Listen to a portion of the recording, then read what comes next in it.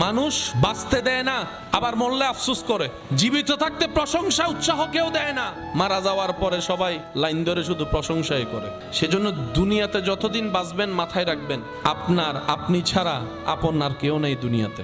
যদি আপন খুঁজতে চান আপনি পাবেন একমাত্র নবী রহমাতুল্লিল আলামিন আর আপনার রব্বুল আলামিন। সব স্বার্থের খেলা, সময়ের চাহিদা, প্রয়োজন মাত্র। প্রিয়জন আর প্রয়োজনের মধ্যে আসমান জমিন পার্থক্য। আর প্রিয়জনের সংখ্যা তো অনেক কম। সে প্রিয়জন ওই যখন আজরাইল সামনে চলে আসবে, প্রিয়জন আর প্রিয়জন থাকবে না। হাসরের যখন সওয়াবের কথা চলে আসবে, প্রিয়জন আর প্রিয়জন থাকবে না। কারণ মানুষ সবাই দিন শেষে নিজেরটাই ভালো বোঝার চেষ্টা করে, অন্যের মুখে হাসি কেড়ে নিয়ে হলো নিজে হাসার চেষ্টা করে। যতদিন বাঁচবেন তাওয়াক্কুলটা রবের উপর রাখবেন, দিলটা উজাড় করে আপনার আবার নবীকে মোহাব্বত করবেন।